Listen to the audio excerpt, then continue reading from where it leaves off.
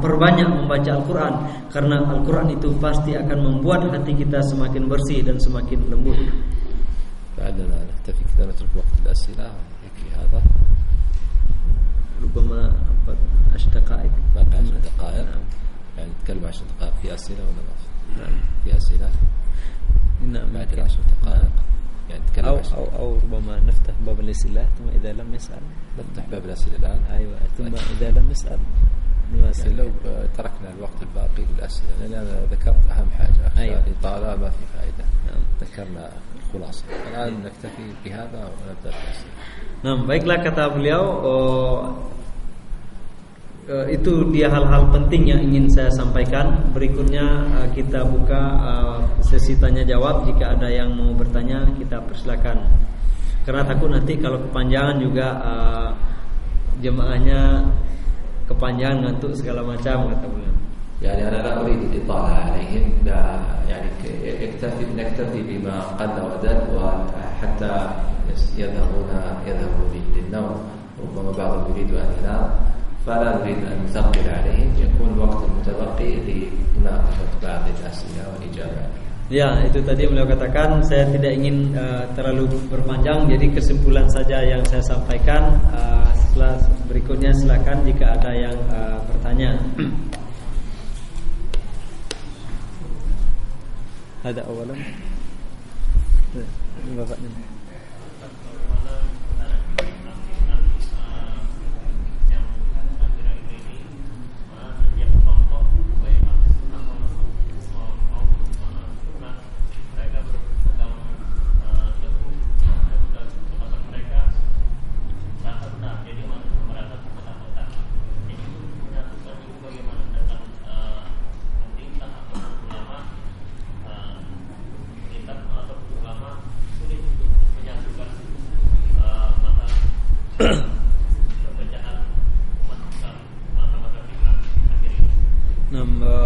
هل هناك مظاهر تشتت الأمة وافتراق فيما بيننا حتى بين أهل السنة والجماعة والعلماء علماؤنا ورجال الحكومة لم يستطيعوا أن يقضوا على هذه الظاهرة؟ ماذا يعني سبب التفرق؟ يعني ما سبب التفرق؟ كل واحد يقلد ثم يتعصب ربما أستاذه والإمامه أو غير ذلك أو جماعته. هذا السؤال جيد. هل سمعوا السؤال؟ Soal pertanyaan tadi gimana, terdengar Ibu, Bapak? Ya, saya ulangi, kita melihat fenomena belakangan ini ada semacam perpecahan di antara kita umat Islam, itu saling tuding, kemudian saling saling hujat, kemudian masing-masing memenangkan atau menganggap mereka lah yang paling benar, kemudian saling sikut menyikut, sementara ulama kita sampai saat ini belum berhasil untuk meredam gejala-gejala ini. Pun demikian dengan pemerintah, apa yang harus kita lakukan? نحن بإمكاننا أن نكون أمة واحدة لا نتفرق، بشرط أن نرجع إلى كتاب الله عز وجل، لأن كتابنا واحد ونبينا عليه الصلاة والسلام واحد. فإذا رجعنا إلى هذا الكتاب وهو القرآن، ورجعنا إلى سنة النبي صلى الله عليه وسلم، لن يحدث بيننا نزاع ولا شقاق. علينا دائما في الخلافات المذهبية أن نبحث عن الدليل. ماذا قال النبي صلى الله عليه وسلم؟ فإذا وجدنا قول النبي صلى الله عليه وسلم نتمسك به. أما حين يتعصب بعضنا لشيخه أو لمذهبه يقع النزاع، تقع الخصومة. أما إذا أردنا رضا الله سبحانه وتعالى فيجب أن نبحث عن الدليل، فإذا كان الدليل هو غايتنا فلن يحدث نزاع. Nah, kita umat Islam sebenarnya berpotensi dan mungkin sekali kita bersatu, sangat mungkin kita bersatu. Bagaimana caranya? Kita rujuk kembali kepada sumber yang satu, karena agama kita satu, kemudian sumber hukum kita satu, yaitu Al-Quran dan Sunnah Nabi Muhammad SAW. Dalam setiap persoalan kita kembali kepada sumber yang satu, dan insya Allah kita akan bersatu, karena intinya satu itu. tidak kita pulangkan kepada orang-orang tertentu, kepada guru-guru kita saja, tidak kepada syekh-syekh kita saja, tidak kepada kelompok-kelompok kita saja, tapi semua kembalikan kepada apa kata Allah dan apa kata Rasulnya. Karena inilah yang akan menyatukan kita semua. Karena semuanya bersumber dari Al-Quran dan Sunnah Nabi Muhammad SAW. Jadi dalam setiap persoalan yang kita hadapi ketika kita berbeda pendapat, mari kita tanyakan bagaimana pedoman Rasulullah, bagaimana yang diperintahkan oleh Allah dalam Al-Quran, kemudian dalam Sunnah Nabi Muhammad SAW. Jikalah betul kita ikhlas, yang kita cari adalah keridhaan Allah Subhanahu Wa Taala, maka tidak ada jalan lain bagi kita kecuali kembali kepada sumber tersebut, yaitu kepada Al-Quran dan Sunnah Nabi Muhammad sallallahu alaihi wasallam. Kullu al-a'imma al-arba'a, Abu Hanifah wa Malik wa Syafi'i wa Ahmad ibn Hanbal, kullu al-a'imma al-arba'a kanu yaqulun ad-dalil huwa madhhabuna. Idza qala an-nabi sallallahu alaihi wasallam fakhudhu biqawli an-nabi. Ma ahad minhum kana yaqul اتركوا قول النبي وخذوا بقولي أنا. كلهم كانوا يدعون أتباعهم إلى الأخذ بالدليل، فمتى ما صح الدليل عن النبي صلى الله عليه وسلم فهو مذهبهم كله رحمه. Imam-imam kita yaitu Imam Abu Hanifah, kemudian Imam Malik, Imam Syafi'i dan Imam Ahmad bin Hanbal, mereka semua mengajarkan, menegaskan kepada murid-murid mereka bahwa madhab mereka masing-masing adalah dalil, yaitu Al-Quran dan Sunnah Nabi Muhammad SAW. Mereka semua mewasiatkan kepada murid-murid mereka, yang mana kesimpulannya adalah bila mana kalian sudah dapatkan hadis yang sahih, itu berasal dari Rasulullah, itulah mazhab kita.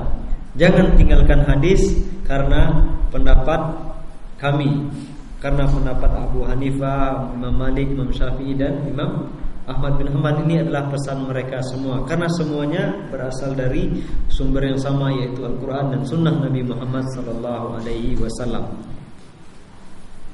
Jadi demikian. Pertanyaan lain? Waalaikumsalam warahmatullahi wabarakatuh. Tadi melihat fenomena yang di Mesir, orang ulama yang sudah wafat kemudian dijarah. Sebenarnya kalau di zaman Rasulullah itu berhal-hal seperti langka, bisa itu kan sebenarnya orang-orang soleh juga yang di zaman nabi-nabi sebelumnya yang dilakukan soleh, dan selalu berurusan akhirnya membuat kesalahan. Nah, apakah sebenarnya ada trik-trik khusus untuk, karena ini masih akan terjadi terus gitu. Karena di zaman Rasulullah sendiri langka dan budaya itu sebenarnya orang soleh gitu. Kalau tidak salah, tapi juga di zaman Rasulullah. Nah, kira-kira untuk ada visi satu, gimana ya Pak? Kalau saya tahu ada orang soleh yang terlalu dibutuhkan, ada visi terus. Nah, al-khulas qal ini ma huwa tarikh as-salih. Baik. Pertanyaan jelas dari Ibu? Jelasnya Isma. سمعوا؟ Nah, sami'u. ما هو الطريقة الصحيحة للوقاية من وقوع مثل ما وقع في مصر هذا، يعني علما بأن ما وقع في أيام الرسول صلى الله عليه وسلم كذلك. قال أنا حسب ما عرفت ذلك أيضا، يعني لأن هؤلاء كان رجالا صالحين ثم يعني أنظموا بهذا التعظيم حتى أصبح عبادة الأصنام. فما هو الطريقة الجيدة للوقاية حتى لا يقع مرة ثانية؟ نعم، الطريقة الصحيحة للوقاية هي قول الله تبارك وتعالى: يا أهل الكتاب لا تغلوا في ديني.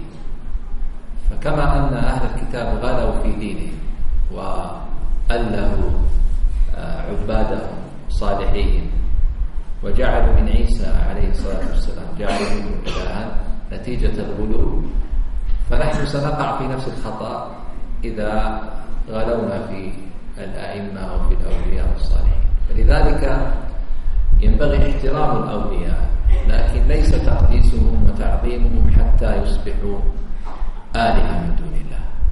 لا يجوز هذا، لأن لا يجوز أن نجعل النبي إلها، فكيف نجعل الولي إلها؟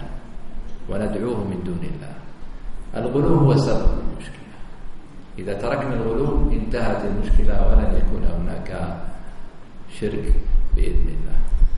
Jadi cara yang terbaik atau yang efektif untuk menghindari hal-hal semacam ini, fenomena tadi di mana kuburan menjadi tempat ritual ibadah, di mana dan tadi juga disebutkan di mana pada masa Rasulullah terjadi penyembahan terhadap berhala. Nah, cara terbaik untuk itu semua adalah tidak atau menjauhi sikap berlebih-lebihan dalam memuliakan seseorang dalam agama, terlebih lagi dalam memuliakan seseorang, karena itulah yang telah diperintahkan oleh Allah dalam ayat yang dibacakan tadi, wahai ahlul kitab, orang-orang ahlul kitab, janganlah kalian berlebih-lebihan dalam agama kalian.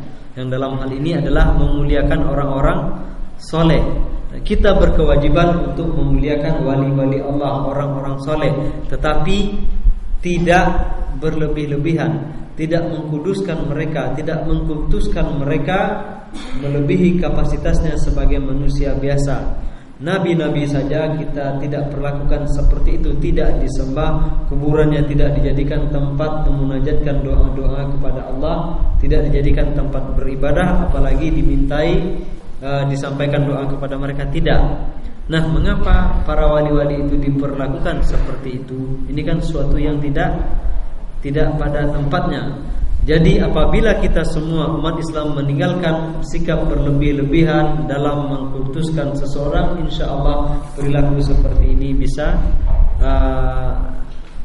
kita hindari, yaitu perilaku menjadikan kuburan-kuburan sebagai tempat ibadah.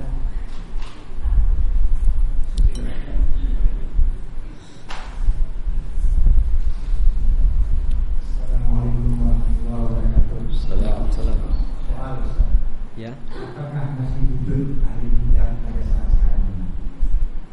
Seperti perkawinan antara agama, apakah ini dibolehkan?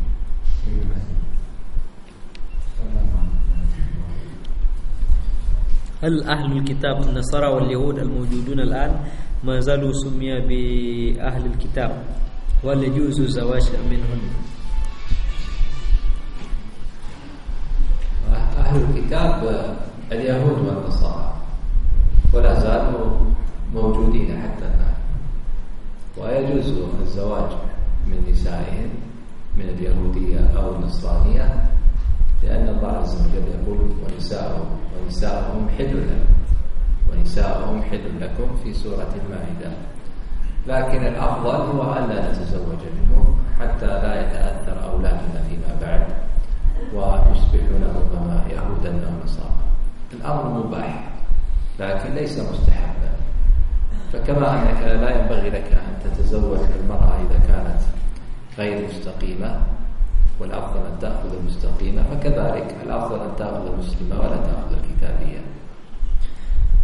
Jadi ahlul kitab itu adalah penganut agama Yahudi dan Nasrani, dan mereka masih ada sampai sekarang. Jadi penganut Yahudi dan Nasrani yang ada sekarang pun termasuk ahli kitab tersebut.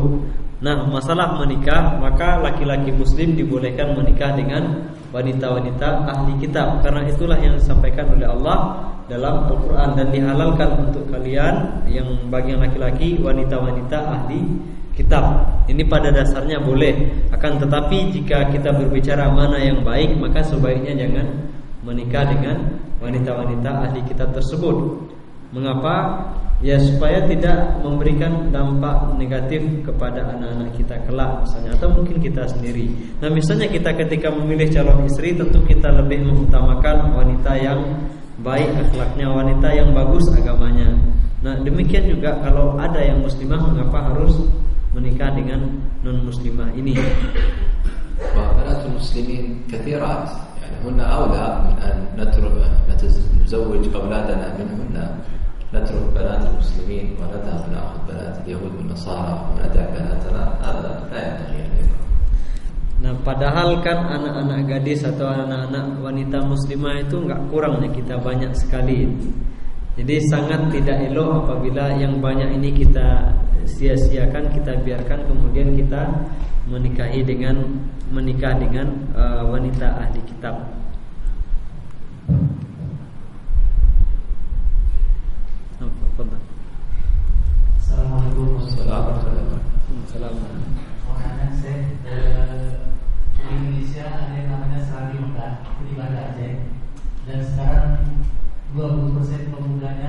survei kemarin sudah menganut Syiah dan perjinahan sudah mulai pelan-pelan di Aceh yang terkenal sebagai Serabi Mekah, dan di Bandung 50% pemuda sudah melakukan zina secara bebas atas nama nikah mut'ah, dan pergerakan Syiah semakin hari semakin luar biasa memasuki instansi pemerintahan, bahkan sampai memasuki ke majelis ulama.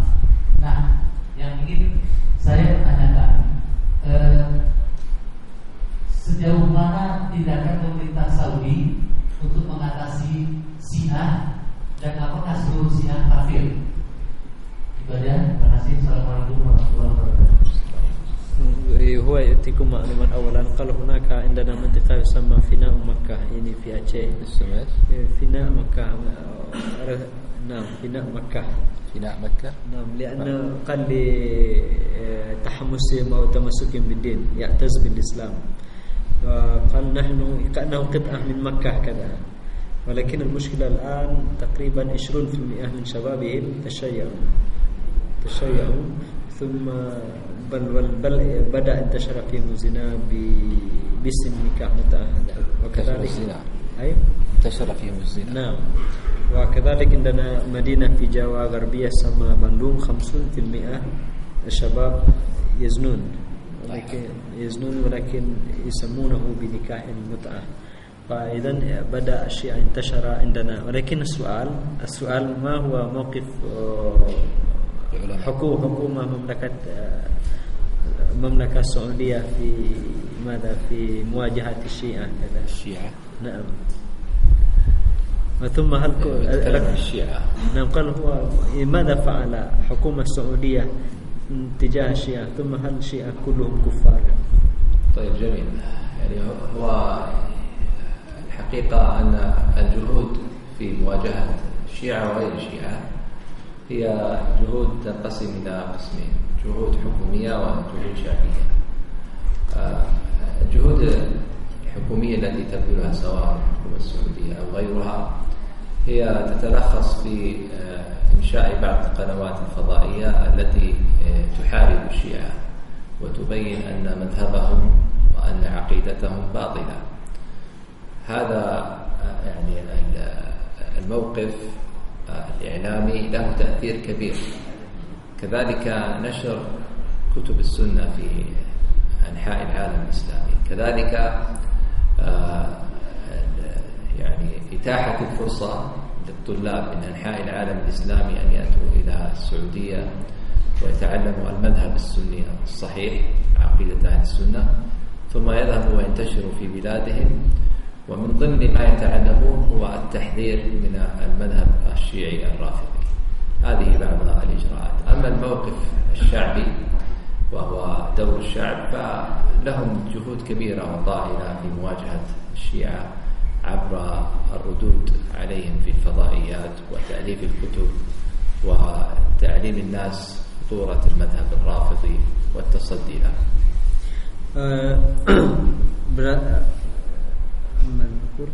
Adapun mauqif atau sikap pemerintahan Arab Saudi dalam hal ini dalam menghadapi Syiah juga hal-hal yang lain, bisa kita kelompokkan menjadi dua. Pertama, sikap pemerintahan, kemudian sikap masyarakat sendiri. Sikap dan upaya pemerintah antara lain melalui stasiun-stasiun televisi. Ini di media massa atau media elektronik itu dijelaskan secara gamblang pemahaman yang benar tentang Syiah itu sebenarnya apa, penyelewengan atau penyimpangan tentang yang ada dalam Syiah ini apa, sehingga mereka harus diwaspadai. Ini dilakukan oleh pemerintah dalam disampaikan di media massa di sana. Selain itu, pemerintah Arab Saudi juga menggiatkan penerbitan yang menjelaskan kesesatan Syiah, kekeliruan mereka. Kemudian juga membuka kesempatan yang sebesar-besarnya saat ini, mengundang para pelajar dari seluruh negeri Islam untuk belajar di Arab Saudi. Kemudian tentunya salah satu yang disampaikan kepada para pelajar itu tentu masalah-masalah akidah, kemudian juga tentang mazhab-mazhab yang menyimpang, termasuk diantaranya adalah pemahaman atau ajaran Syiah tadi. Adapun sikap masyarakat secara umum di sana, mereka pun ikut berpartisipasi mendukung pemerintah, kemudian juga terlibat secara individu menjelaskan kebatilan-kebatilan, penyimpangan-penyimpangan yang ada dalam ajaran-ajaran Syiah tersebut.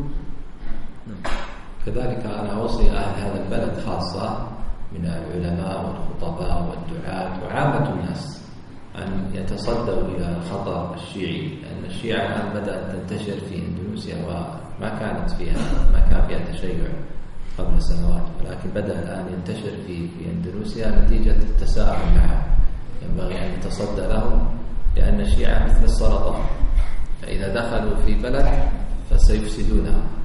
لا بد أن نتصدى لهم بقوة وأن نحذر منهم ونتعاون مع الحكومة في بيان خطرهم، كما فعلت بعض الدول الآسيوية مثل ماليزيا، فإن ماليزيا منعت المذهب الشيعي تماما وجعلت من يدعو إلى المذهب الشيعي جعلته مجرما محاربا للدولة، وهو مطالب بقوة القانون في التصدي له. ومن ضبط وهو يدعو إلى المذهب الشيعي فإنه يسجن ويبعد عن البلاد.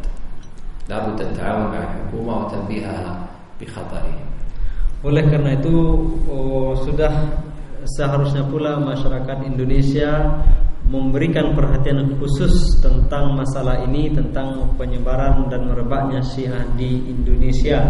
Dan seharusnya pula kita bekerja sama dengan pemerintah, mendukung pemerintah untuk memahami, menyadari, kemudian menjelaskan bahaya Syiah ini. Karena sepanjang pengamatan, sepanjang pengalaman sejarah juga, Syiah itu ibarat kanker, kemana dia masuk maka dia akan mulai merusak negara tersebut. Oleh karena itu harus kita waspadai ini sedini mungkin. Tentunya harus kita pahami terlebih dahulu supaya kita paham apa rupanya yang menjadi persoalan-persoalan. Itu berangkat dari ilmu, ya, berangkat dari kita pahami, kita ketahui dengan baik agama kita dan apa pula itu Syiah berdasarkan referensi yang muktabar yang bisa dipercaya. Dan berikutnya itu tadi kita bekerja sama dengan pemerintah. Nah, harus kuat. Seperti juga misalnya sudah dilakukan oleh beberapa negara Asia, termasuk misalnya tetangga kita negara Malaysia. Negara Malaysia misalnya sudah mengeluarkan undang-undang resmi melarang Syiah di Malaysia. Negara Malaysia Syiah dianggap sebagai ajaran yang tidak legal di Malaysia. Orang-orang yang mengajarkan Syiah, mengajak orang masuk Syiah dianggap sudah melakukan sebuah kejahatan kriminal. Mereka akan dapat sanksi hukum dari negara, artinya hukum yang resmi. Inilah seharusnya juga yang diupayakan oleh umat Islam di Indonesia. Demikian. Ada tambahan lagi Bapak, bagaimana dengan Indonesia yang di Malaysia ini saja negara mengadopsi hukum Islam, Pak? Kalau di sini malah dikampanyekan di televisi oleh yang mengaku ulama, kalau gimana Ustaz cara ini? Ini kalau ini bal indana fi Indonesia hunaka man yu'tabar min alimin nas min ulama indana yani yad'u an-nas ila hadha الشيعة يقال الشيعة هذا مذهب ليس باطلا يدافع عن الشيعة كذا شكوى على كيف نقول نشتكي إلى الله عز وجل. ماذا يعني ينبغي إذا كان بعض العلماء يقول مذهب الشيعي لا بأس به، لا بد أن ننبه إلى خطر المذهب الشيعي المذهب الرافضي. أنت ينبغي أن تعلم أن المذهب الشيعي لا يؤمن بالقرآن، يقول أن هذا القرآن باطل، ليس هو القرآن الذي أنزله الله. المذهب الشيعي يكفر كل الصحابة، ما يجعل منهم ولا واحد إلا كافرا. المذهب الشيعي يجعل عليا هو الإله، ليس فقط هو المستحق للنبوة أو الخلافة، لا، يجعله إلها من دون الله. ويجعلون الآن الحسين وهو حسين بن علي يجعلونه هو المعبود من دون الله، فيدعونه من دون الله ويستغيثون به. وكل الشيعة في حروبهم تجدهم قد كتبوا على رؤوسهم يا حسين يا حسين يدعونهم من دون الله. فهؤلاء كفار ومشركون، كيف نقول بأنهم مذهب خامس أو مذهب قريب من أهل السنة ولا بأس به؟ لا، كفار. من ماذا بدأتم؟ نسيت. من ماذا بدأتم؟ منذ متى بدأ الشيعة؟ لا، من أين بدأتم الكلام؟ نسيت. أقول يعني أنه الشيعة يكفرون بالقرآن، يكفرون بالصحابة، يكفرون الصحابة كلهم، وكذلك يعني يؤلهون عليا يجعلونه إلها من دون الله ويستغيثون بالحسين. Jadi tentunya yang terjadi biasanya adalah ketidaktahuan ya, pemahaman yang kurang tepat tentang Syiah ini, dan karena memang ada hal-hal yang tidak dijelaskan pada awal-awalnya. Jadi mengapa kita katakan ini adalah salah satu mazhab yang berbahaya, atau dikatakan bukan hanya sekedar mazhab lagi tapi sudah terjadi penyimpangan, karena mereka tidak mengakui Al-Quran ini, kemudian juga mengkafirkan para sahabat dan mengkultuskan Ali lebih dari mana daripada yang seharusnya, bahkan sudah menjurus kepada menuhankan Ali bin Abi Thalib. Nah, kemudian juga berlebih-lebihan dengan putra beliau Al-Husain, cucu Rasulullah sallallahu alaihi wasallam. Nah, ini yang mereka lakukan, kemudian juga mengkafirkan mengkafirkan para sahabat terutama Abu Bakar dan Umar dan berbagai hal lain yang menyimpang. Nah, ini semua kalau dibicarakan, kalau kita lihat secara objektif, dikaji berdasarkan kaidah-kaidah yang nyata, ini sudah masuk ke ranah kekafiran.